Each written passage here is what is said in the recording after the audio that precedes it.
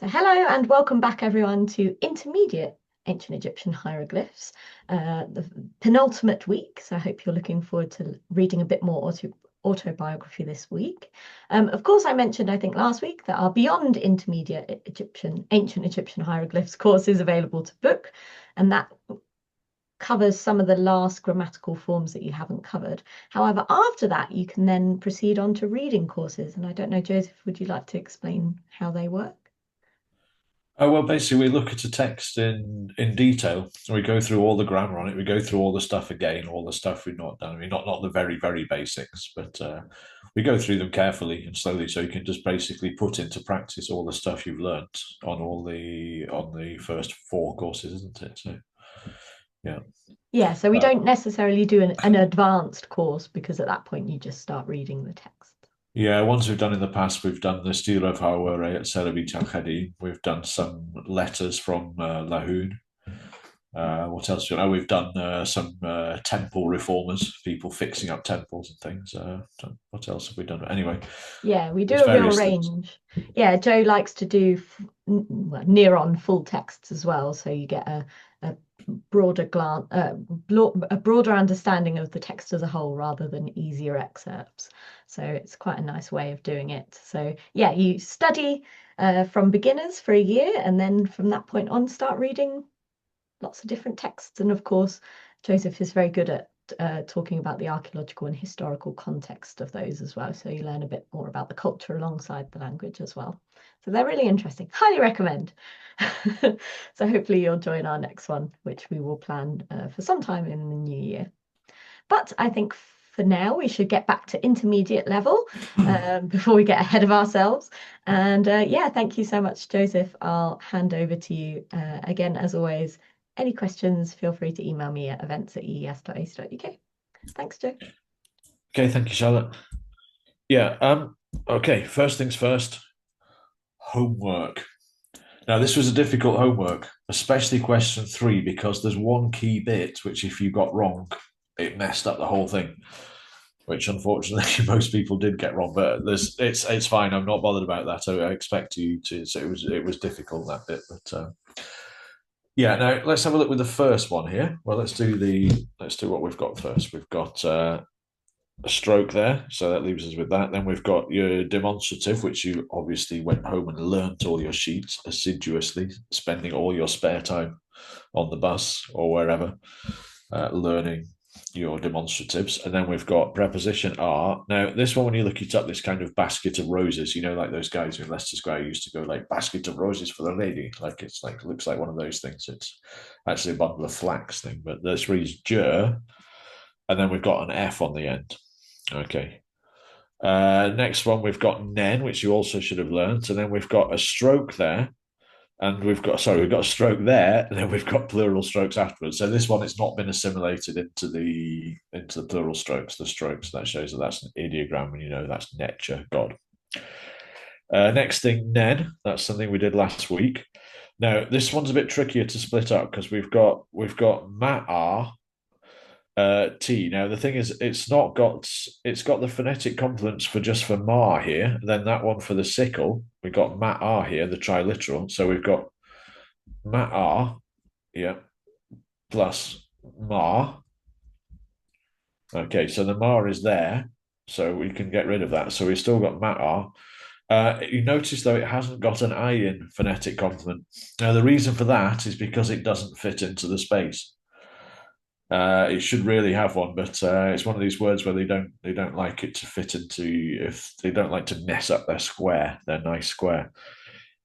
Now the thing is, if you want to say Marty, then take that as a suffix pronoun equals I, which quite a few people did, or just took it as Mart. You've not got a determinative for Marty, have you? You've not got a determinative for Marty. So most words do have determinatives, only the most common ones don't. And if you would take it as Mat Art has a papyrus roll as a determinative, or sometimes a feather. Then this one is on the advanced preposition sheet. This is MM, and it means among. And then you've got your suffix pronouns, which you know inside out because these are your bases of Egyptian grammar, which is them. So we've got among them. Bottom one here, we've got you, which you know just starts a sentence. Then we've got here, the stroke is assimilated into the plural stroke. So you've got Meshar army. Now, be very careful with this because we've got N, but this thing here, these three signs together always read Nesut. They don't look like they do, but they always read Nesut. This sign here only reads Su if it has a phonetic complement of a W. Otherwise, it's the king, and it might have a T or an N. It might just have a T after it, or it might just be by itself. But it's always the sedge plant, unless it has a W phonetic complement after it, is always means the king. Okay, but we've got the T and the N here as well for the full writing of it, so it's Nesut. And then we've got another stroke there, so that's her, and then we've got Ma'ar, which means to see. Right, now let's have a look at the transliterations here. Right, so we've got tar pen. So this land, remember, this isn't a sentence. That's what it said on the thing. Now, this one is really annoying because, like, for some absolutely bizarre reason, this expression, arjuref, even though it's a very, very common expression, is very hard to find in Faulkner because for some reason he's got it as Jeru. It comes under Jeru with a W on the end of it, which it is. I don't know why he's done that because it's. I don't think I've ever seen it written. As far as I'm aware, it's never written with a W when it's Arjur plus F. So it's a really common thing. And basically, what it means is this land. So we've got land, this land, or the land, and it literally means to end or limit it. So it's the land to its limit or the land to its end, which is a way of saying the entire land or the whole land. So yeah, it's very annoying that Faulkner has this under Jeru with a W on the end, and it's right at the end of there as well for some reason. But it's a very common expression, this tar pen or just tar ar Jeruf. The land to its end or the land to its limit, meaning the whole land. Yeah. Okay. Then the next one, I think everybody got this one. This was just quite good. So it's just Nen, like these, and then we've got Netcheru, so these gods. Okay. Remember, it doesn't have to have plural strokes, but I think because Nen all the time, if you say Na En, it doesn't have to plural strokes, but if you use Nen, they tend to put the plural strokes because Nen, as I mentioned before, it can refer to something that's masculine, feminine, singular, or plural. So, right, now this is the one that caused everybody so much trouble here. Now, what we've got here, we've got Nen at the beginning. Now, remember I said last week, the best thing to start off with Nen is there is not. Okay, so there is not. Then we've got this word Marty. Now, this thing on the end of here shows that it's a kind of person. And this is what they call it a NISBE. That's NISBE. You don't need to know about this particular. This is just what the name is. Basically, you put a Y on the end of anything, just like in English, to make it this thing. So what we've got here, we've got Matart, truth. We've got a Matart, a truthy, which means like someone belonging to the truth, as in a righteous man. This is in Faulkner, actually. For some reason, he's only got the plural there, not the singular, but you do find it, Matatu, in Faulkner, if you look it up in the thing, in the dictionary. But that has truthful men, or righteous men, or dead people, in fact, because they're true of voice. That's another meaning of it. But here is not, it means righteous person here. You can put Y on the end of nearly anything, or like, for instance, we've had seket, haven't we, field, a sekti, a fieldy, a peasant. You have Niwet, a town, a Niweti, a townie. You can have a Meket, like the Delta, a Meketi, a Deltary, like somebody who belongs to the Delta. You can have all kinds of things like that, a Northie or whatever, or a Southie. So just putting a Y on the end of something means like belonging to this or having the characteristics of this. So what we've got here, this word Marty means a righteous man. So we've got there is not a righteous man. Now, is a preposition meaning a monk. Then equals sen, you know all those, you've learnt all those so carefully, means among them. Yeah. And then we've got, now if we break up this thing here, so we've got you at the beginning. We've seen that before in various contexts. So you doesn't really mean anything, but it depends on the context how you translate it. It's generally just a thing for hanging stuff off. Um, yeah, then we've got Meshar, so we've got army, and then we've got N of Nesut, so army of the king.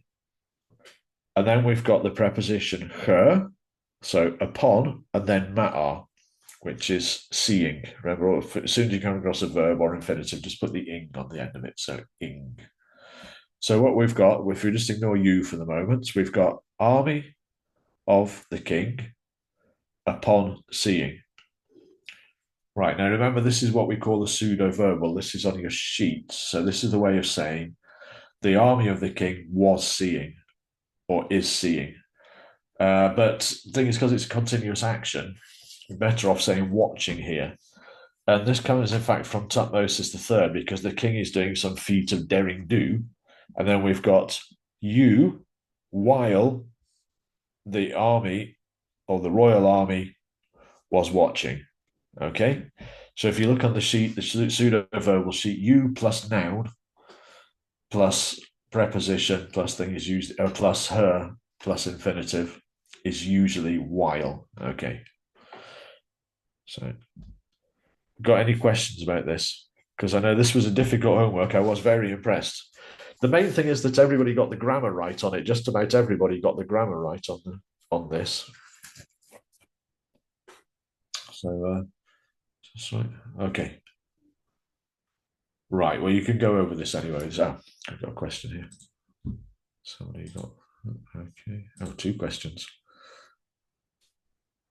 Can you please confirm that you're treating T as a suffix and not as an independent word?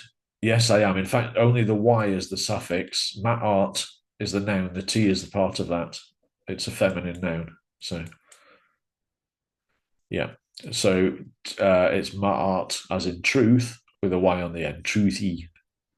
Like so, it is the Y is the suffix. Yeah. Okay. Right. Okay. Why is there no nen in question two with the plural? Uh, there is a nen there. I'm not sure what the question is there.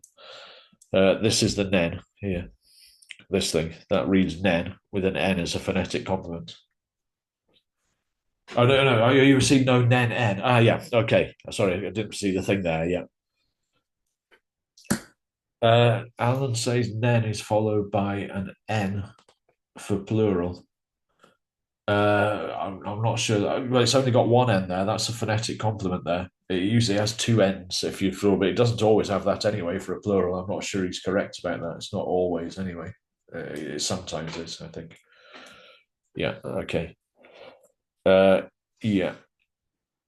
Uh, okay. Can I show the previous slide? Okay. All right. So I'll show the previous slide. Just a second.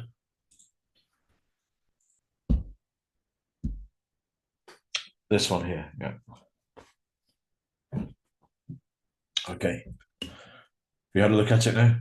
You want to ask a question about that slide, or shall we move on? Okay. Well, I think those of you who handed in the homework have put fairly detailed responses on the things there as well. So it's yeah. So no judgment to anybody who didn't hand in the homework there at all. But yeah. Right. Okay. Well, let's move on then. You can always email me if you want to know something about the homework. Oh, why does it come up with 4 questions at once now? It doesn't tell me there's a question. Okay, it's done.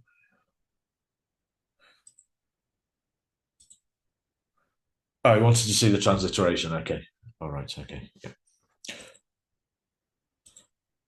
Right. Okay. Well, you can look at the video anyway if you want to look at it. Want to look at it in more detail. Okay. Right. Now, the past tense. This is what we're going to do. This is important. Now, we've already done one kind of past tense, haven't we? The pseudo verbal, the UF her said gem one. Like he was doing something, he was listening, or whatever. It could also mean he is listening. But we're going to look at the thing straightforward, saying like the past tense, like he did. or I said, or we went, all those kind of things. Now, it's pretty easy to do in Egyptian, this.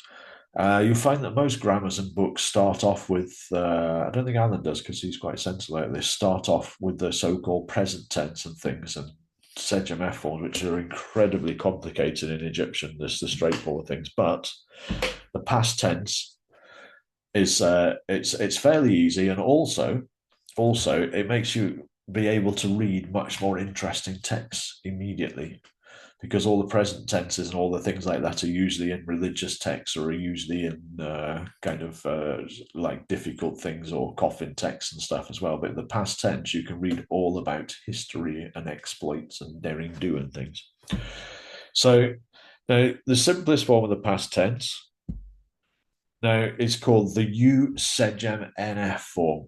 Now you notice we use Sejam here. I mentioned this last week that we use Sejam. Now this is the thing we use to stand for any verb at all. We use Sejam to stand for any verb at all.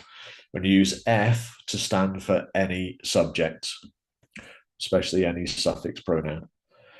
Okay, so it doesn't have to be U Sejam NF. It can be any verb. It can be equals F. It can be equals S. It can be equals N. It can be equals Chen. It can be equals Sen or equals E. So we just use this as shorthand, and this is how we name the tenses in Egyptian. So this one is called the U Sejam NF form. And this is how it works. So we've got U to start with, Sejam NF. So we've got U, this is important, you need this U bit, plus the verb, okay, which can be any verb. We just happen to be using Sejam or always uses Sejam. Then the N and the subject. So the subject is the person who did the action. Okay, so did in the past tense. Now this is a straightforward past tense. It's not he was doing or like he used to do or anything like that. It's straightforward like he did. This one is straightforward. You, Sejam, NF, he heard. It's not he was listening or anything like that. It's straightforward. He heard. Like he heard a noise. Like he went to investigate. It's that kind of past tense. Okay. So if we look at it like this, so we've got he is the subject. The subject goes on the end in Egyptian, different order from English. It goes on the end in this. So what we've got basically is Sejam here. We've got you. We need that. Sejam here. Dot n makes it past. Heard equals f. He heard. Okay. So let's have a look. Let's have a look at some examples of this just to show you how it works.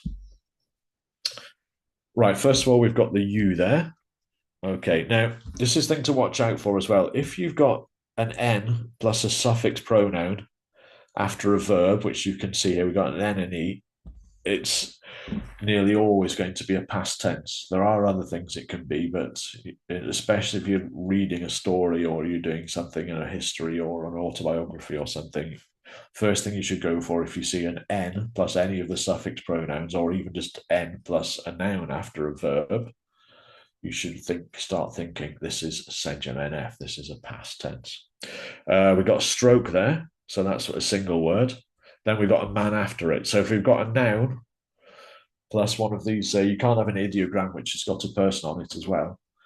Well, it can in certain, not anything we're going to do, but it's going to be equals E, because you know all your suffix pronouns, so it's going to be my something. So, yeah. Then we've got N. Now, let's have a look. It's a bit more complicated, this. Now, we've got a bar bird there, but that pot also reads bar as well, and it usually comes when the bar bird means the bar. Okay, remember that's the bit of your soul that flies around and looks around, goes out to the tomb and flies around and looks to see what's happening and goes to see how your relatives are doing, all that kind of stuff, how your descendants are going. That's the kind of thing. That's the bar. You need a bar and a car to make you an ark, which is an illuminated one or an excellent spirit. You can see one above the mummy there in the background. That's a human-headed bar there. Okay, and now this sign here is short for death as well. It's short for the man lying on the floor with blood pouring out of his hands, pouring out of his head. So Yeah, but you don't want to use that if you're talking about something that's good. So you use this abbreviation. It's like a euphemism.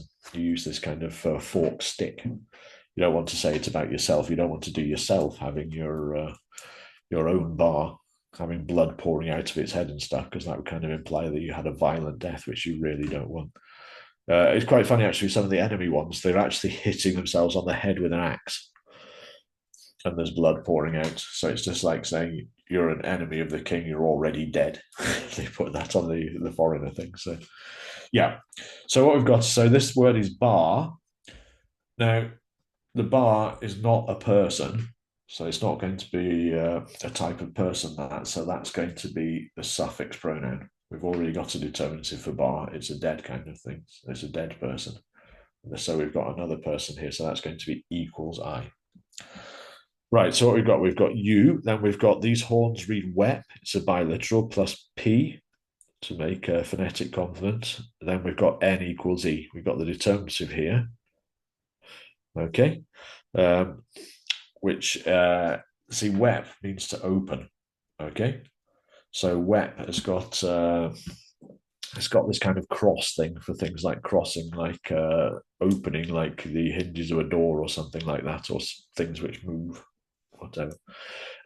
R means mouth or spell. Its basic meaning is mouth, but it can mean a mouth, a spell, a hole, a valley, a cave, all kinds of things like that as well. But here it means mouth. It's a picture of a mouth with a stroke next to it. Then we've got equals E.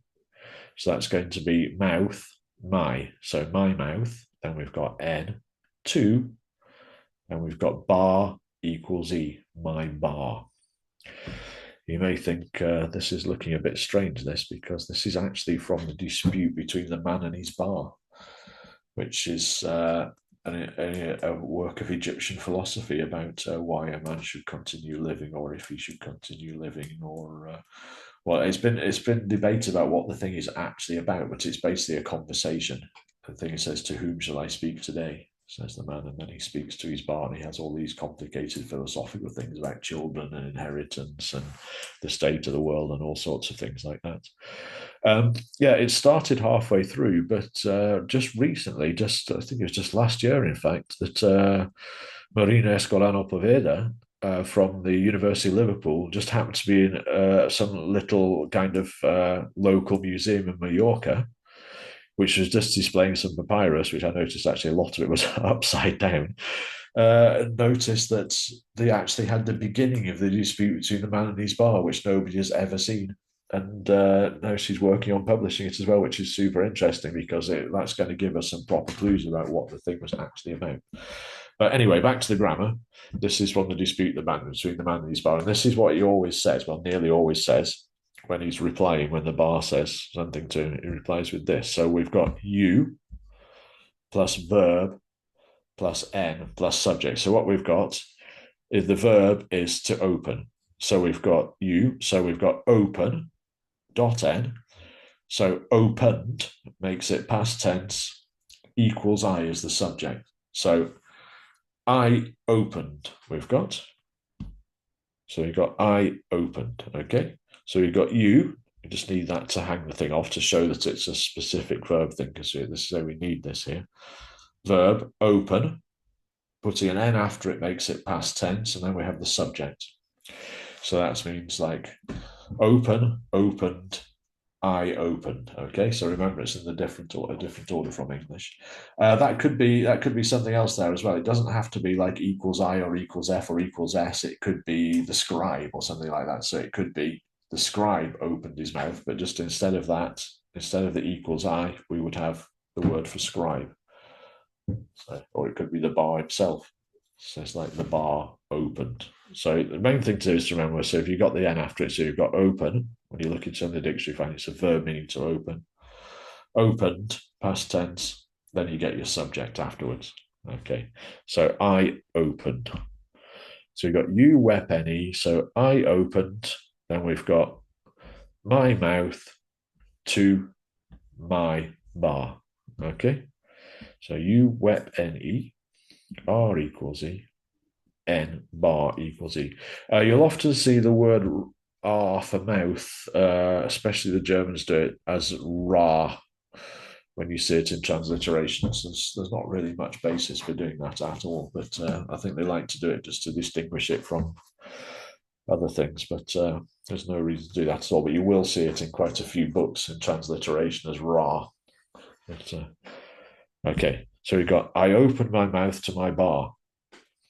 Okay, and that's what the speaker says every time. But this is the bit that's interesting. It's you plus verb plus n plus subject. Okay, right. Let's have a look at another one. This is what you say. This is getting to all these Steeler and things as well. This is what people say about what a great person they were when they list all their qualities about. Remember, we were talking about widows and orphans, weren't we, last week, and things about people being nice to them. I was one who gave this. I looked after widows, like I was a father to the orphans, all these kind of things. And this is also one of the things that you do, which is so. Let's have a look. We've got you at the beginning. Now, this is one you should learn here. Remember, I told you this to learn this one. This arm with the loaf in it is D, but before it we've got R, so we've got ready, and this is the verb to give. Okay, to put or to let or to allow. It's one of the means all these, or to grant something as well. So its basic meaning is to give. So, but when you use it in the past tense, it's ready. It should have an R in front of it with the D, so it's ready. It drops the R in certain things, but we're not going to do those yet, though, because in complicated things, it drops the R in complicated sentences. Right, so then we've got N afterwards, so we've got the verb to give. You should definitely learn that one. Learn that sign, yeah, and learn that it has an R in front of it, usually in the past tense. Then we've got N, and then we've got equals I again. So when you look at that, if you see you and that, then a verb, N, and then a subject after it, it's going to be a past tense. Okay. We've got plural strokes there. We can finish the word there. We've got an N. Remember, not many things being with N. Then we've got a bad bird, and then we've got a man at the end. So let's see what we do with that when we get to the end. Right. So let's break this down then. So we've got you plus verb plus N plus subject. So we've got you, give, gave, I gave. Okay. So we put that together. So then we've got I gave. Right. So you plus verb. So we've got give, gave, I gave. Okay. This is how you build it up, these things, because the subject goes at the other end. Yeah, remember we did the pseudo verbals. The thing was at the beginning because they're not strictly verbs. That's why they're called pseudo verbals. So they have the subject at the beginning, but proper verbs, the subject at the end. You'll find that in Semitic languages as well. Like all of them have subjects at the end. You put these things on the end. Right. So you've got you ready dot n equals e. So I gave. This is a great word. This because the word is just to, but it's got two different types of bread as a determinative on it. It's got these kind of, I don't know, bloomer or something like that. And these are like these massive offering loaves. If you go and see the tomb of the architect Carr in Turin, he's got loads of them. Like he's got a massive collection of bread, and he's got gingerbread men and fish-shaped. Well, not really gingerbread men; they're like man-shaped bread. They've got fish-shaped bread. Got things with seeded bloomers in there. He's got hundreds of different types of bread. I mean, the Egyptians did have like hundreds of bread. There's so many words for types of bread, but this is your standard basic word for bread. Two different types of bread in it. You'll notice that this loaf, it has this thing in the middle of it. Now, this is not a loaf with a hole in it or like a cherry on the top or something like that. This is something which comes from hieratic, which kind of modern Egyptologists adopted, is to show that something is solid. So the thing is, if you did like, for instance, you had like this sign, square one, in hieratic, you would put a stroke through it like that to show that it was solid and that was a piece of stone. But if you didn't put that through it, it would be square thing, which would be a lake. Okay, same thing with neb, a basket, as opposed to neb, as opposed to sesh, alabaster. Okay, so these things, when you see these things in the middle of stuff, those are just to show that something is solid. This is something that kind of modern Egyptologists, when they make all these typeface and things, I mean, it does have this thing, is the bread. That's to show that it's like a solid loaf of bread. I suppose. I'm not sure what it would be otherwise, actually. It could be island. I don't know. An island surrounded by water. The word for island is written the same as that. You could be the difference between that. But anyway, hold on. Let's just move all this ink. Right. So it just reads t. That it's like a load of complicated signs for just one letter. Very few one-letter words in Egyptian. So bear that in mind when you're doing your splitting up words. So then we've got n, then we've got k, k with a dot, three alphabetic signs. That so we've got I gave bread to, and then hecker means hunger. But we've got a man on the end there. Is it I gave bread to my hunger? It's not going to be that, is it? It's going to be a type of man, this. So it's got two determinatives, one for a bad thing, being hungry, and it's a man, so it's a hungry man. So what we've got here is I gave bread. So we've got, so we've got you give dot n gave, I gave bread to the hungry man. So this is one of the things that, so I gave bread to a hungry man, or to the hungry man.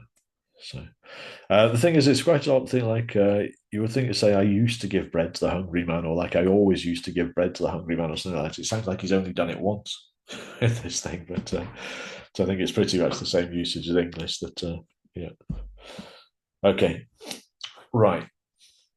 So we got I gave bread to the hungry man. Right. Okay. So remember this one. This is you plus verb plus n plus subject, the person doing it. Okay, so now we've got a slightly different form of this. We've got the aha.n sejm form. So you see, the second bit is just the same, verb plus n plus f, but this one has aha.n. So the form of this is aha.n plus verb plus n plus subject. Now the last one, the you, was just a straightforward past tense, like he heard. But this one is then he heard. Okay. Now, if you really want to know, this aha.n literally means your aha.n, sejm means literally it arose, the hearing belonging to him arose. Like stood up or came up or something like that, or arose. But it's just become over time. It used to mean that literally, just a word meaning then. Is making a verb form with aha.n plus verb plus n plus thing. It's just straightforward. Then he heard. Okay. Right. So let's have a look. Now we're back to Rubana again. Remember the wax crocodile last time? He's coming up again here. So you remember from that. So yeah, now remember the this guy was knocking off his wife, the magician, and this is all the plan here. So this is how the plan goes. This is how it goes down, as they say in this thing, the vengeance on the man here. So let's split this up. So we've got aha.n. Right, now we can say that a word definitely ends here, because if you remember, you've learnt your splitting up words thing. Remember, the arm with the stick is short for the man with the stick. So men doing anything always finish a word, okay? There are very few circumstances where the arm with the stick is mostly in the titulary for Tutmos is the third, where the arm with the stick is short for Nekhet, but otherwise it's short for the man with the stick. So men doing anything always mark the end of a word. So we can say that's the end of a word. So we can read it later. And then we've got N. Now, you've learned your demonstratives. So you've got par there. Okay. Yeah. And then we've got house with the stroke next to it there as well. And then we've got heri. Now, what did I say? Having a Y on the end of things as well. So heri, so above, means upon or above. So a heri is an abovey. So an abovey, the house. So it's an abovey of the house, i.e., one who is above the house. It means like the chief steward. Okay, and here, because this is like a single phrase here, the one who's above the house, the man goes on the end because it covers the whole thing. Because yeah, because this is like actually a job title. So we've got the man on the end there. So we've got a heri, so an abovey of the house.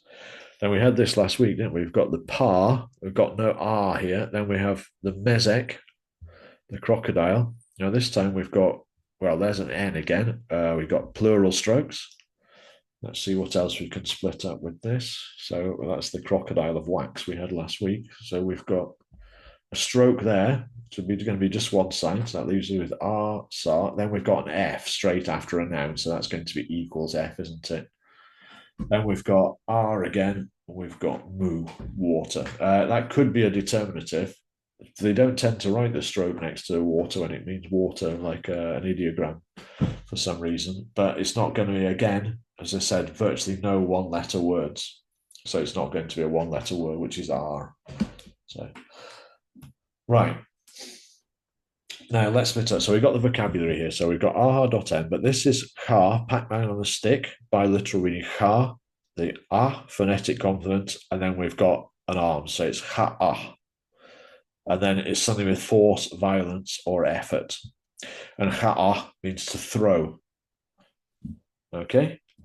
And then we've got pa, heri, per, so the chief steward. Okay, let's just do that bit first. So we've got r.n, r.n, par, heri, per. Right, so what we've got there, so we've got r.n, so we've got then we've got ha.n, so we've got throw, through, and then we've got the subject, the chief steward. The chief steward through. So we've got then, the chief steward through, the par mesek en menek, so the crocodile of wax. Now, that's it shouldn't be shah. That it should be sa. Sorry on that. It's got somehow got a circumflex on it. So ar sa means behind. It's what they call a compound preposition, means literally to the back of. So to the back of him, so behind him. So then the chief steward threw the crocodile of wax behind him, or mu, to the water or at the water or whatever. So just remember, he goes down for a swim every day, the guy he's been having the affair with. So this is why he says, like, so when he goes down to the water, the chief steward threw the crocodile of wax behind him into the water. Okay. This is very helpful. You look up this thing, it means back, this word sar. It's not shah like written on there, it's sar. It means back. When you look it up, what is that thing? And Gardner says the back of something, which is very helpful. Got no idea what though, just the back of something. Right, so then the chief steward threw the crocodile of wax behind him into the water. Okay, happy with that? So it's the same format. It's verb plus n plus subject. This time we've got aha.n in front of it. Okay. Thing is, don't learn Sejam NF separately. We will do that later. When it's just on its own with nothing in front of it, it means something else. But just learn these as you, Sejam NF, you verb plus n plus thing, aha.n. And then the next one we've got, which is mech Sejam NF form. So again, just the same, Sejam NF, but this time we've got mech. So we've got mech plus verb plus n plus subject. Mech is an attention drawing particle, as they call it. It means like, look. So it's like, it basically means this thing, is, we'll see in a moment that it changes with this thing. It's just, it uses a look, and it should have an M, and it should have a round loaf, an arm with a round loaf. Don't confuse that with the triangular loaf from D or ready. Okay. This is what it should have, and it's followed by equals ek, equals x, or equals 10. So let's have a look. some other things. So same format. So it changes depending on the person being addressed. Because what it literally means, this one, is if you're speaking to one male person, we use this singular suffix pronoun. What it literally means, may you see, or something like that, or may you hear, or may you see me doing this. Like, may you see, like, he's done this. May you see, he's done that, or whatever. May you see that I went to the shops, or may you see that I'm going to do this, or something like that. So this is why it changes, because it depends who you're talking to. So because saying you, so we know there's three different ways of saying you in Egyptian in the suffix pronouns. So if you're talking to one male person, equals K, okay? One male person. Now, if you're talking to one female person, it's either mech, which is the usual one, or met. Okay. Remember, you've learned equals ch is the one you've learned in your suffix pronouns thing, but you sometimes get equals t. It's we'll see that in the eloquent peasant coming up. But yeah, so if you're talking to one female person, you say look or whatever. If you look at it in Ghana, and people always translate it as "lo" with an exclamation mark because it's like a King James Bible thing. That lo and behold, it says lo, 'tis Jehu. I know it to be him, for he driveth furiously. Which is yes, they're always saying "lo" in the Bible, so that's kind of stuck with 19th century Egyptologists. But I think most modern people just say "look" or something. But what it literally means, like, may you see this happening, or may I see this, or may you see me doing this, or may you see this has happened. So yeah. So also, obviously, if you follow the pattern, if you're talking to more than one person, it's going to be M equals Chen. Okay. So yeah, the thing to look out for to spot this in a text is the round loaf. Not always there, but it should be. Okay. Right, now let's have a look at an example here. Now this is Hekanact. Now Hekanact is a gentleman farmer. Now he's away from his family. His family are all in Middle Egypt, and he's up near the Delta somewhere. And there's he's giving instructions to his household. There's a series of letters of things, all kinds of stuff. He's not very pleasant at all. He calls them all kinds of names, and he's always yelling at them in the form of letters and things, telling them to do things and telling them, don't do this, don't do that, don't do anything stupid, don't, well, I'm not here and stuff as well. So and he has a favourite son as well called Sneferu, who's allowed to do whatever he wants. He says, if Sneferu wants to go and plough with the bulls, you let him. If he doesn't want to help with the harvest, he doesn't have to. It's all this kind of, he's got like this one favorite son, like his youngest son. Everybody else, he yells at them and calls them donkeys and silly things, not doings. And then they're always complaining about their rations as well, because he sets the rations by letter about how much each person gets by when his stewards tell him how much they think. But this is to do with his rations as well. But now he's talking to his whole family here. So what we've got here, if we look at this, see there we've got that sign there and the M. So this is one of the Met, belongs to the Met family of things. But you see, we've got Chen here. So we've got M equals Chen because he's not just talking to one person, he's talking to his whole family. Okay. So we've got M Chen, Me Chen. Okay. And then if we look, we've got ear plus a phonetic complement. So that's just ear.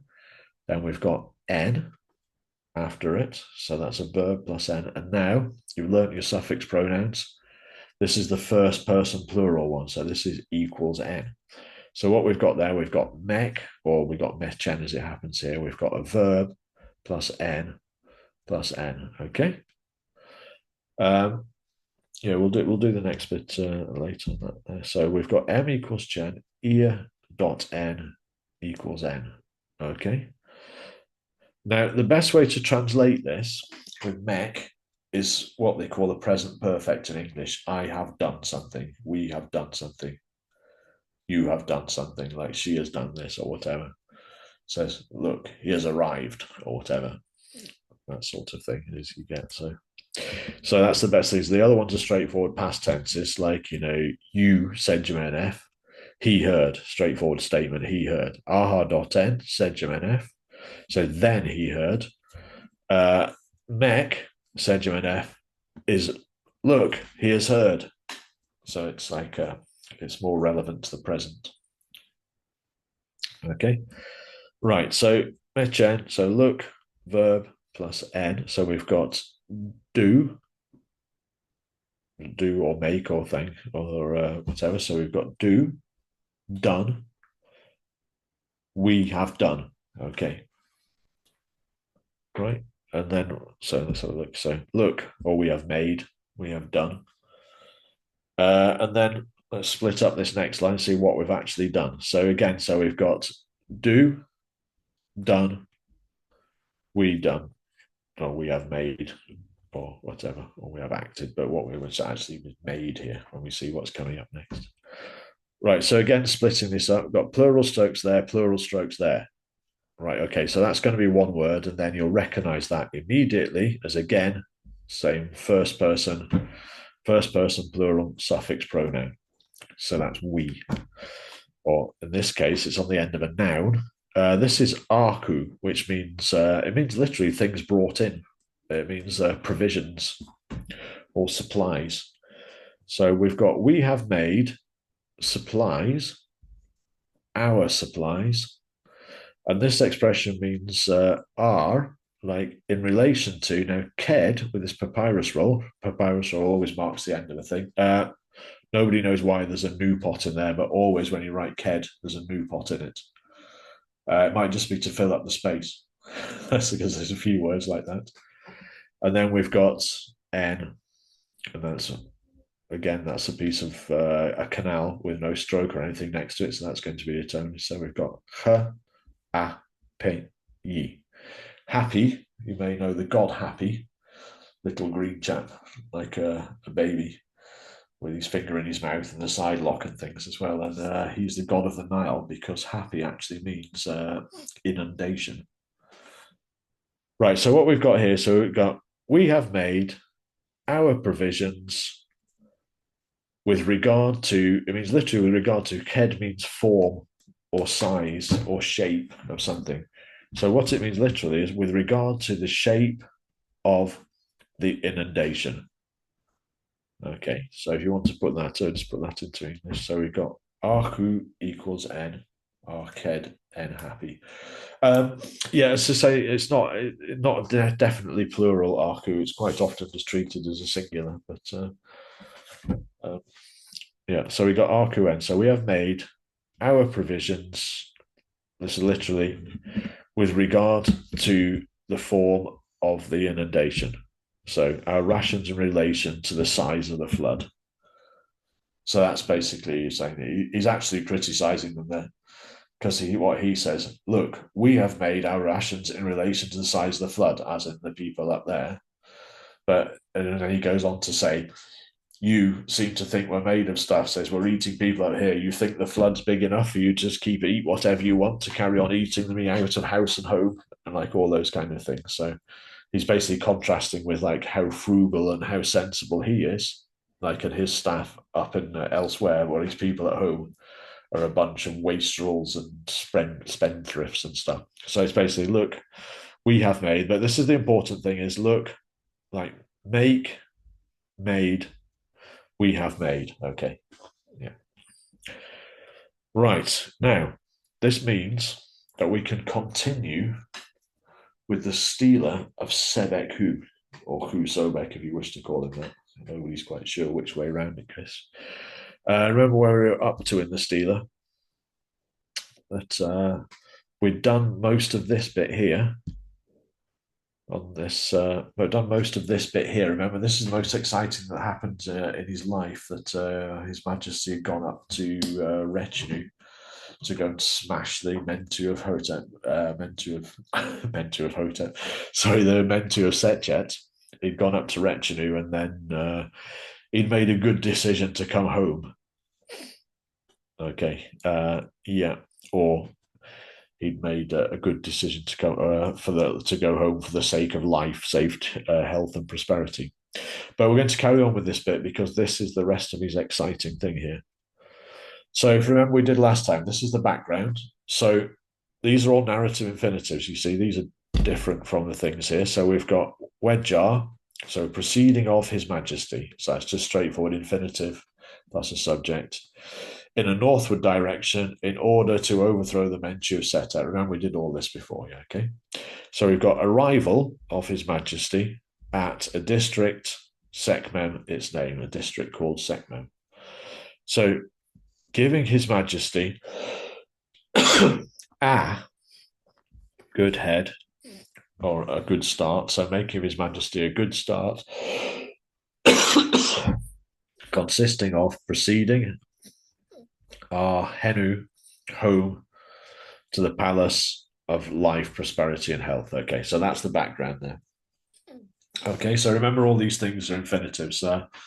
Yeah, so if you just see a verb on its own there after a preposition or something, it's going to be an infinitive. Basically, anything after a preposition is a noun, and a preposition, anything after an infinitive is a noun. So any kind of preposition plus a verb is going to be an infinitive. Okay. Right. Now remember, this is where all the action is happening up here. That we've got this is set at as a general area like bowland, land of the bowmen. We've got retinue, like lower retinue, which is all the flat bits along here, and we've got upper retinue there. So it's retinue herit, like the upper retinue. And now this is how the text carries on. Right, let's split it all up into manageable things. So if you're looking at the thing with the sheet here, so let's have a look what we've got now. aha.n. Now that's a good thing. When you see aha.n or when you see you, it's always marks the beginning of a sentence. Okay, so you can split it up into bigger things like that. Okay, so what I would recommend doing is to put 2 lines at the beginning of the thing. I'm not going so far on the edge so you don't see my screensaver with the churrasco on it. But anyway, so you do 2 lines to show this thing. So we look for other things like that. If we carry on along here, we see, oh, look, there's you. So we could put 2 lines there saying that's the beginning of a sentence or at least a clause. Then again, look, oh, look, there's another aha.n. Okay, we'll keep going. Like, well, what else can we see? Another aha.n. So this now we're splitting it up into sentences, as you can see.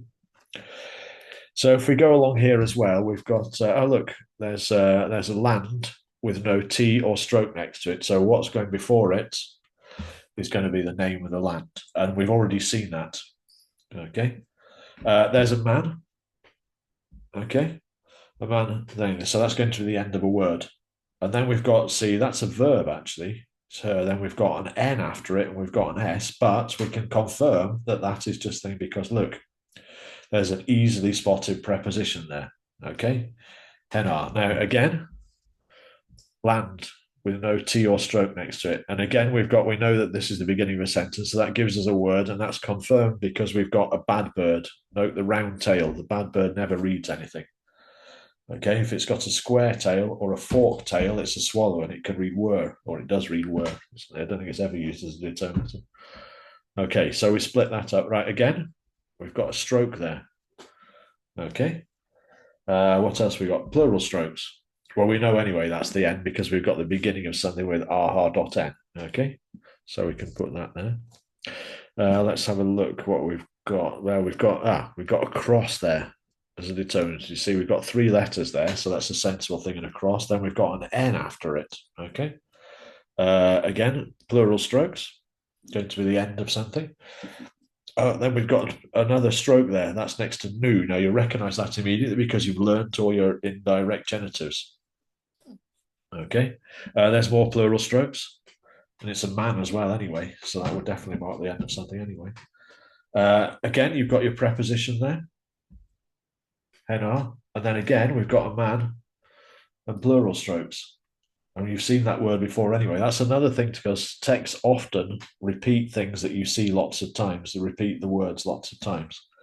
So we've seen this armu, we've seen them before in the text. So they've appeared again there and they're going to appear again as well. Look, there they are again. So if we look along there, it's the same word, but just without the plural strokes. Right, so again, aha.n. Then we've got an N and an E, so that's probably going to be off to the end of that, isn't it? And then that looks like quite a sensible thing, doesn't it, to have a fist as a determinative? Probably not going to read anything. Now, just this last bit, look for things that you know. Well, there's an N, isn't it? We've got the negative arms plus an N. Pair of legs are also confirmed because we've got a stroke after it. Okay. Then we've got aha. And we've got another stroke there. And then we've got a man. Okay. And how do we know, just a quick thing on here, how do we know that that's her, that's my face and not on me? Now, the answer is if I was in a classroom, you'd all be putting your hands up and going, I know, I know. Because if it was on me, it would have an R as a phonetic complement. So we know that means my face. Okay. Right, so now we've kind of split it up here into quite a lot of things here. It's some manageable chunks.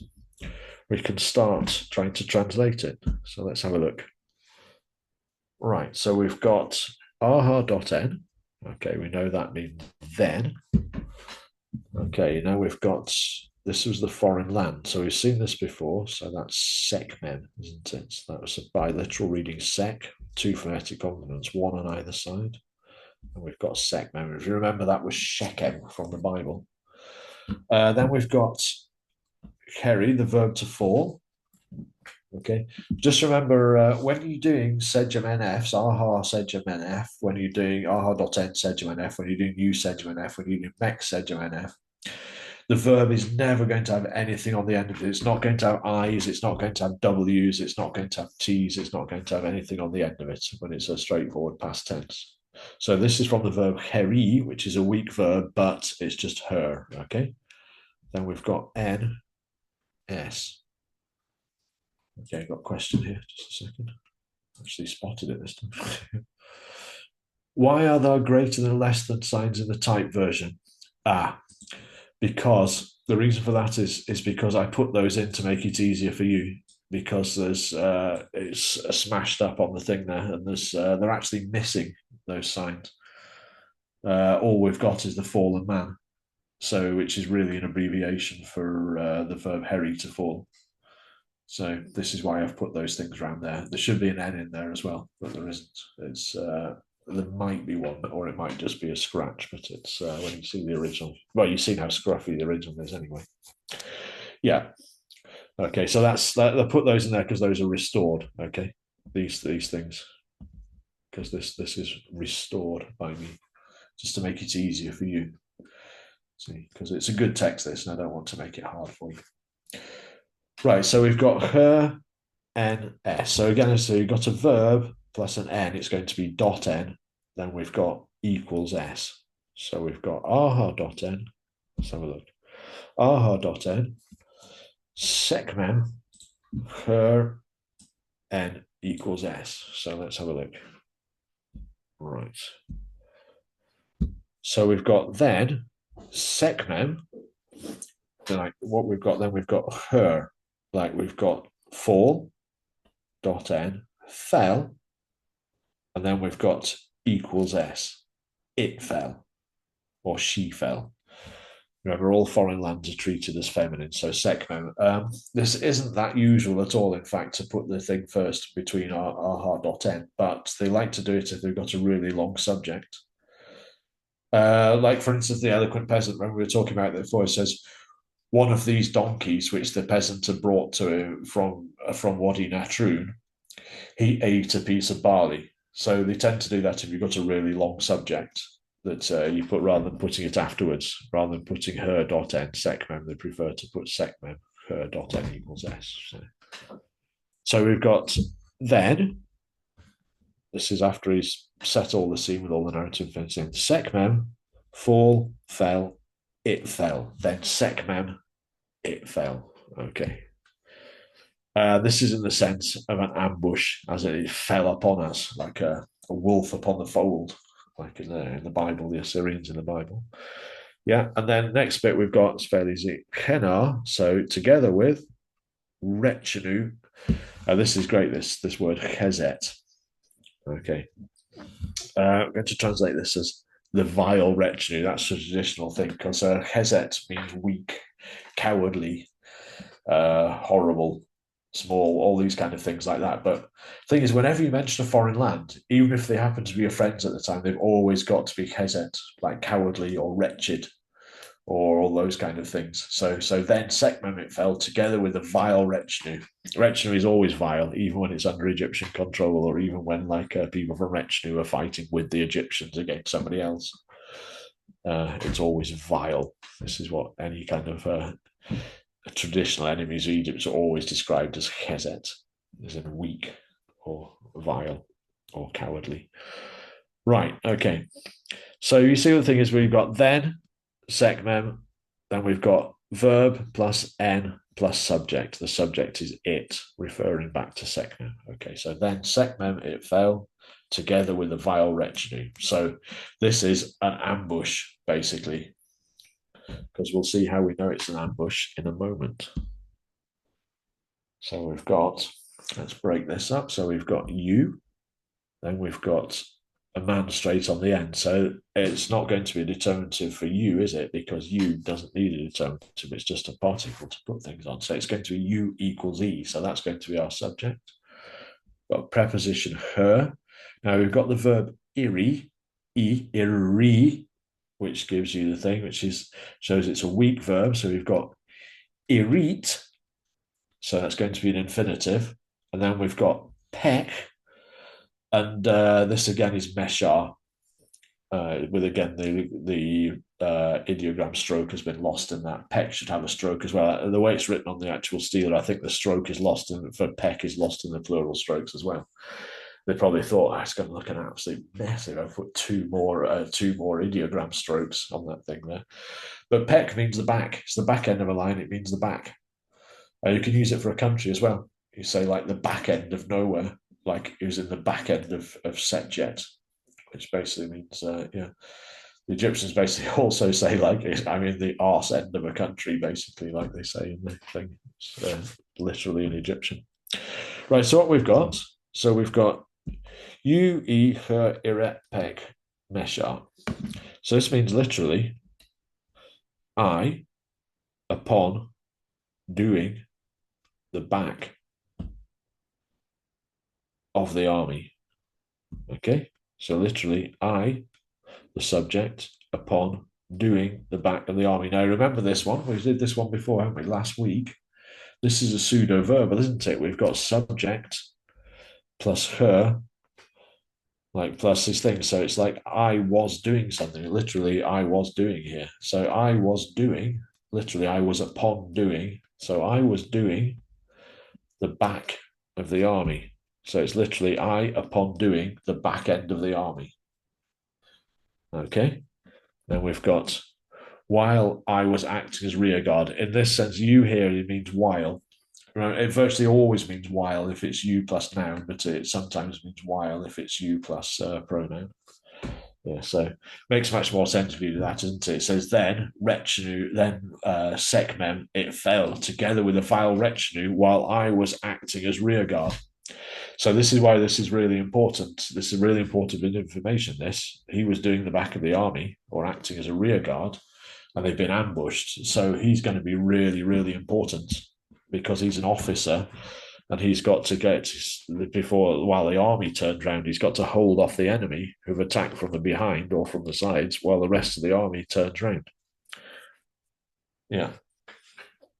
So then we've got, again, aha.n, then three alphabetic signs, Arbeck, cross there because Arbeck means to mix, literally. Then we've got N, so it's going to be Arbeck.n. Then we've got Onku. We've seen that before, haven't we? That word Onku means a soldier, but we've got Onku means a veteran soldier. So the veterans. Then we've got Nupot. Remember that's of. You see it agrees with that. That's plural. We do the plural indirect genitive. So it's got the veterans of, then the army. Now, this is a really weird thing. This is the only example from the Middle Kingdom of this, of a standing up soldier.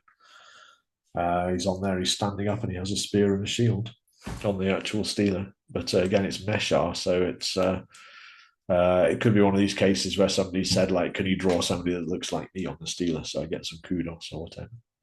But then we've got Aha, together with the Aklamu. Remember, we had those guys before, didn't we? The Aramaeans. Okay, so let's have a look at this. So look at the transliteration here. Aha.n, arbeck.n, anku nu mesha. Right, the first bit we've got is arbeck.n. So we've got then. Now arbeck, so we've got here are plus verb plus n plus subject, haven't we? So we've got then. Now arbeck means to mix. You know, like they say in America, all the American movies, like mixing it with people or whatever. But here it means to mix up, as in to cohere or to join here. So it's what we've got here. It's probably a technical term or something. It means like, because it means in medical text, it means like to coalesce or to mix or something like that. So you make something thicker or something like that. So what we've got here is then we've got I don't know what I would say for that. Yeah, I think we just say join together or something like that. So then joined or join dot n joined, then we've got the veterans of the army. So then the veterans of the army joined together. Okay, so we've got then the veterans of the army joined together. Now here we've got are plus infinitive. So it's literally for fighting with the Aramu or the Aramaeans, if you wish. So then the veterans of the army joined together in order to fight with the Aramu. So basically, what it means, they've closed ranks. They've been ambushed. They've been attacked from behind. They've fallen. This is like a technical term for an ambush. They fell on us.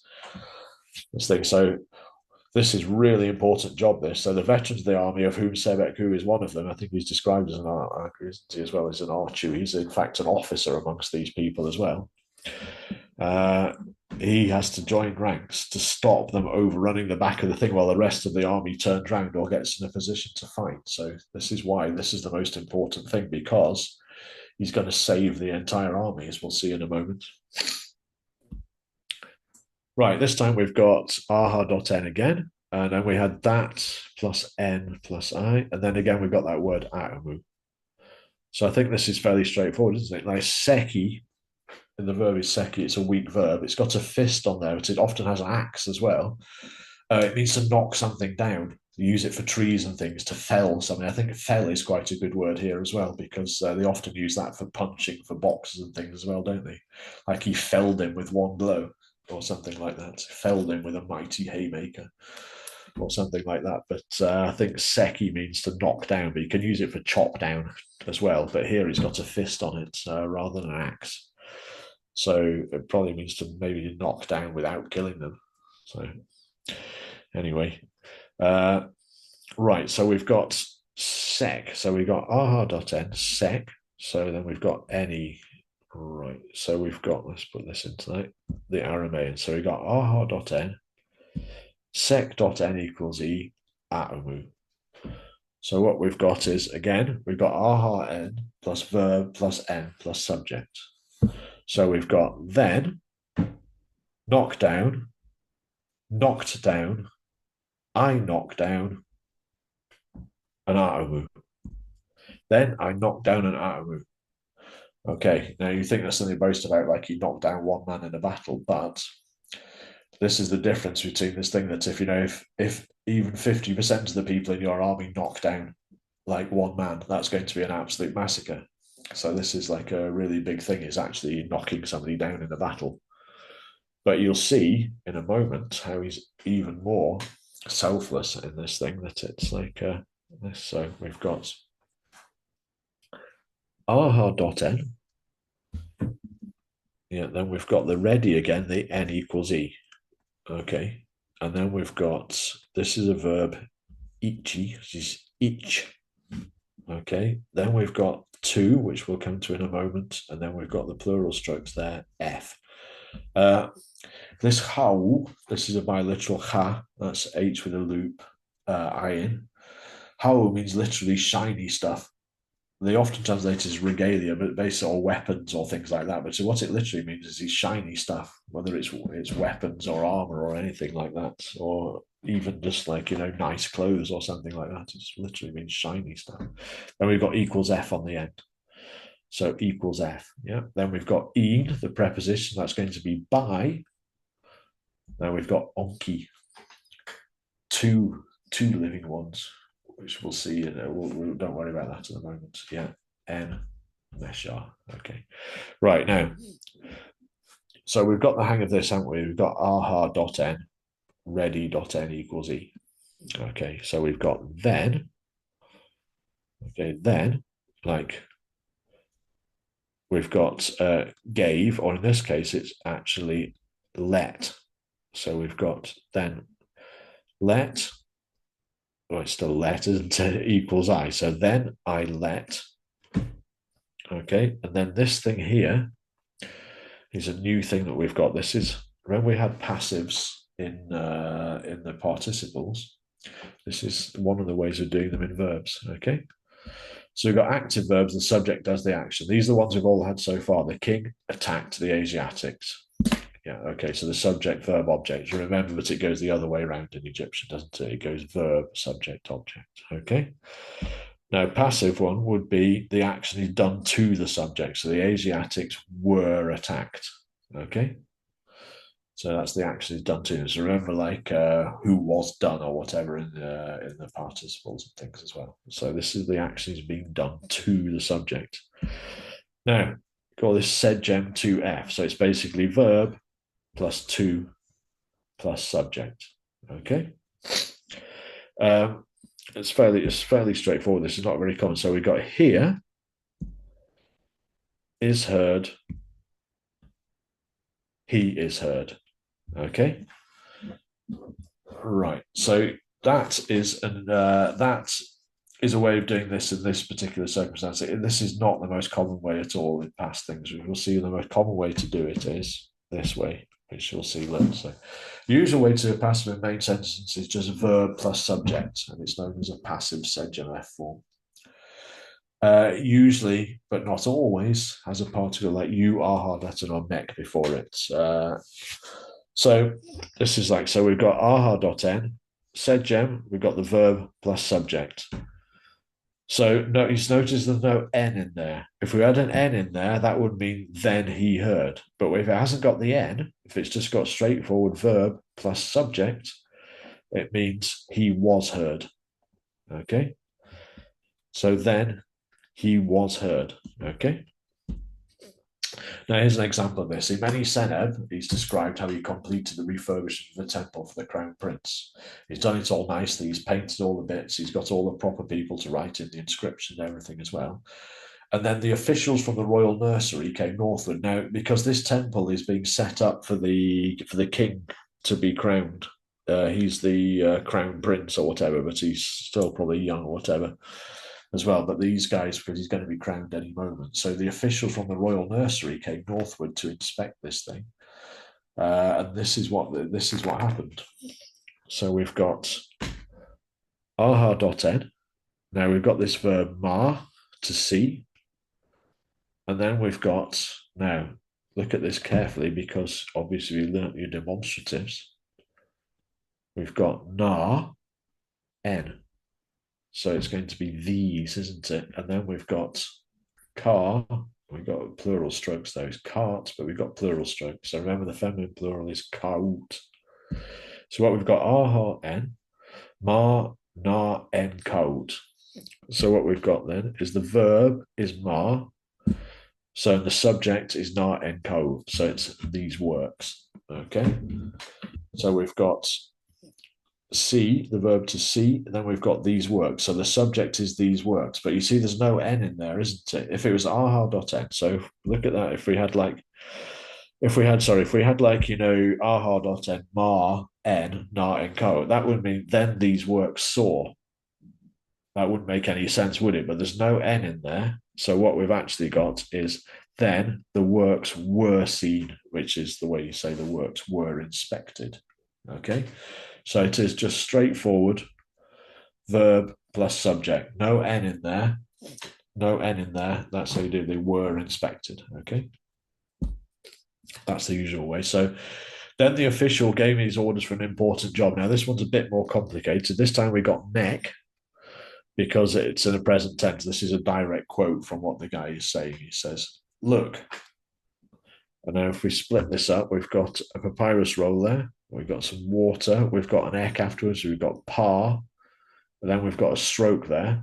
This is actually R per, I'll tell you that so you don't get confused. And then we've got abidos, which you know from your heteptenisu formulas.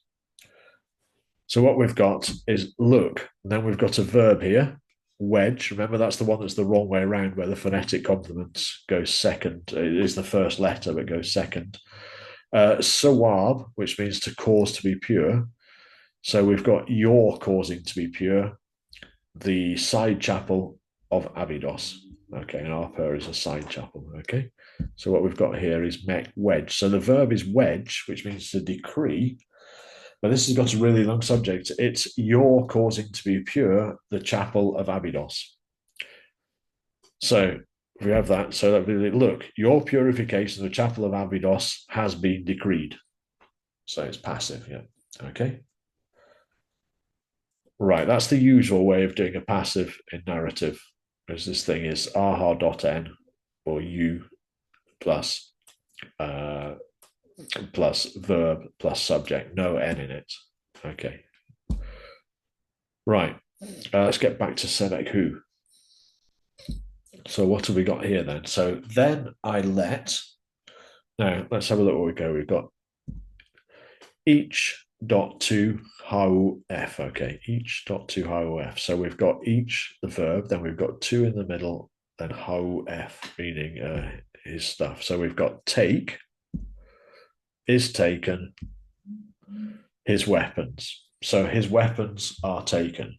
So what we've got literally is then I let his weapons are taken. But obviously you're not going to say that in English, are you? You're going to say I let his weapons be taken. Okay, and now we're on safer ground here with a nice preposition here by a veteran of the army, an onki of the army. So it's basically again living like a lifey, like one who is still alive of the army. And then we've got the last bit here, which shows his bravery as well, because it says, then I let his weapons be taken by a veteran of the army. We'll come to that. We'll come back to that when we've translated this. We've got Nen, Teshet, her, aha, her equals E. Now, if we break this down, what we've got is there is not, or there was not, and then teshet means to turn back, or it's teshi, this is infinitive, so it's going to be ing. So there was not turning upon, fighting my face, or turning away upon. But this is an Egyptian idiom. The way you say teshi her means to turn away from something. It looks like it says to turn upon something, but in fact, it means to turn away from something. So we've got there is not, or there was not, turning away from the fighting my face. Now, when you have nen, which is on the end of something like that, the best way to do that is without, if it's connected to something else. So what we've got here is like, there was not turning away from the fighting my face, literally, but what it means without turning my face away from the fighting. Now, you may be asking, why is this important? I let his weapons be taken by a veteran of the army. So they've been attacked from behind. He's an officer in charge of the rear guard. He's got some tough guys with him, veterans, people who have fought before. But the army, with the king in it, is in front of them. So basically, if they get killed, or if they don't fight, or they run away, probably the king is going to get killed because they're just going to get massacred from behind. In fact, this is what happened in most ancient battles, even which aren't ambushes. What would happen was you'd have the two sides there and they'd both be yelling at each other, saying what they were going to do to each other. You might get your hardest guy out who killed their champion or whatever. And you say what you're going to do to them, what you're going to do to the wives, how you're going to carry the children off into the, what you're going to cut their head off and what you're going to do to like mutilate their corpse and things. And what would happen was one side would basically bottle it and run away, and then they just get massacred from behind. I mean, this is the way most ancient battles were fought. So, you get these massive casualty figures, like in the Battle of Marathon, for instance. This is quite likely that this was actually the case because basically what would happen is one side would bottle it and run away and just get massacred from behind. But here, this is what would happen if they didn't fight in the rear guard, they would just get massacred from behind the rest of the army. And the point is here is that Seveku, this is why this is the most important thing in his life. This is why this is written horizontally, even though it doesn't fit into the chronology of the rest of the thing underneath. The campaign is mentioned there, but this is the most important thing because basically he saves the whole army, because what he says is, I let his weapons be taken by a veteran of the army. Because what the first thing you do is, in the battles in these things, if you read it in the Trojan War and like other accounts of ancient battles and things, you knock somebody down. Like, first thing you do is you drag him out of the battle and you start stealing all this stuff. You start loading it into your chariot or whatever, or giving it to your servant to go and carry back to your tent and things. The first thing you do when you knock somebody down. But what he's saying is, I let his weapons be taken by somebody else. The traditional thing to do this is to knock a guy down, and then let the other people carry on fighting while you take all these stuff off him. But he's actually, because he knows how important this is, he says, without turning my face away from the fighting. So he didn't even care. The most important thing was the fighting, because he had to save the army and the king. He didn't care that somebody else had taken away, he knocked the guy down he had this stuff. He had his how, like his shiny stuff. And he lets it be taken away by somebody else, because he knew if he stopped fighting, the army was doomed in an ambush, because he was in charge of the rear guard. So this is a really important thing that basically you'll see later he's going to get rewarded for it as well. So he's going to get rewarded for it. He gets all kinds of really nice stuff from the king himself, like personally as well, because this is a really, really important thing that he and his veterans, apart from probably the one who took the stuff, who probably got court-martialed and shot, they carried on fighting without even despoiling the people. So anyway, right. So there's a bit of exciting history for you there. But the main thing is the aha.n, and then we've got verb plus n plus subject, okay? Or we've got you plus verb plus n plus subject. These are ways of doing a past tense. Or we've got mech, which is kind of a present perfect, plus verb plus n plus subject. The other two things as well are the passive. The usual way of that is aha.n plus verb plus subject without the n in the middle, okay? But you can also do it with to. That's only in certain circumstances, like following ready. Right, okay, homework. Right, I've got two homeworks for you this time. So I've got the homework scribe back again. This is to transliterate and translate the following passage describing how compassionate the owner of the stealer was. We've already done like most of this anyway in class, but you can continue and do the rest of it if you do that. Like, that's the easy homework. That should be pretty easy because we've actually done the first line in class. But if you're feeling adventurous, you can try this excerpt from Papyrus Westcar describing the setup for Jenny's spectacular magic trick involving a decapitated goose. Yeah, all the vocabulary is in Faulkner, and there's no grammar that we haven't done in this. So I will be very impressed when you can do this. When you see, basically, it's just following the same things as before, like we did. So splitting it up. Okay, yeah. Oh, you've got a verb there. You've got an n. You've got a subject. Okay. Or whatever. Or here, look, say, for instance, we've got a verb, and then we've got straightforward subjects. No n in the middle there. So that tells you that's going to be a passive, isn't it? Yeah, I mean, it might be a little bit of artistic license putting it together because you've not done you've not really done the experience of doing stuff by yourselves. But with all the vocabulary is there, and there's no actual grammar that we haven't done. So there's a challenge for you when you look it all up, and it's if you just remember the stuff we've done this week about the things. So it's either aha.n plus verb plus n plus subject, straightforward past tense, like he heard, or it's aha.n plus verb plus subject, is he was heard. Okay. Right. Any questions? There's a lot to take in this week, but we'll do more practice about this next week and things as well. But this is basically the basis for doing texts and stuff, like historical texts and things as well, or just autobiographies and things for the action. So, right. Any questions? Or you're all just stunned? Okay, something in the chat. Yeah. Somebody's saying challenge accepted. I think it might be a 2 times rewatch first. Yeah, I mean, the main thing is sort of saying about patterns. This is the best thing to do in Egyptian is patterns. Like learn your splitting up text things and also look for patterns. This is what you're looking for in Egyptian. Look for things which are already there. This is all mentioned on the splitting up verb sheet as well, splitting up text sheet as well. So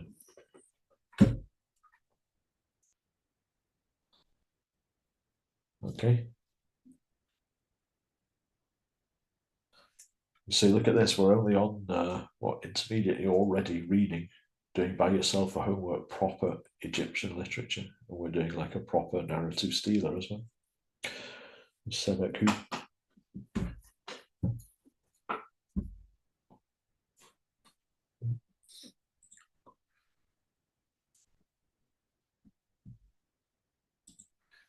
Yeah, I always think it's good to be reading real stuff because I mean it's no good to just read all these isolated examples in garden things, which they treat it like a Latin primer or something like that. It's always better to I think to find out a bit of context and stuff, see what's actually happening. So you actually find that a lot of Egyptologists don't look at the overall picture either. They're like obsessed with like the minutiae of grammar and things. Lick Time's one of those that it's one of the best things. Our Egyptian literature series of the Egyptian literature, the Middle Kingdom of the older Middle Kingdom, whatever it is, the first one. But the thing is, she'd much rather rely on some obscure grammar article by Zeta in 1928 than just using her common sense. So, like a lot of her translations, just filled with non sequiturs and gaps. So,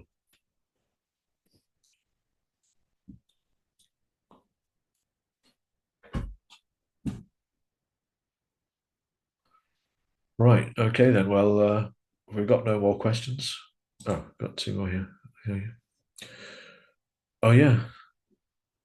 Happy Thanksgiving to those who will be celebrating. That's a good point. Yes, happy Thanksgiving. And I shall see you all next week. But anything you want me to go over again, say like send me an email. We can have a look at it as well. Also, I'll send you a sheet as well on this. There'll be a sheet on the Google Drive on the stuff that we've done today. So, right. Okay. Thanks, everyone, and happy Thanksgiving for those celebrating later in the Thank you, week. Charlotte. See you all on Tuesday. Yeah. Bye. Bye.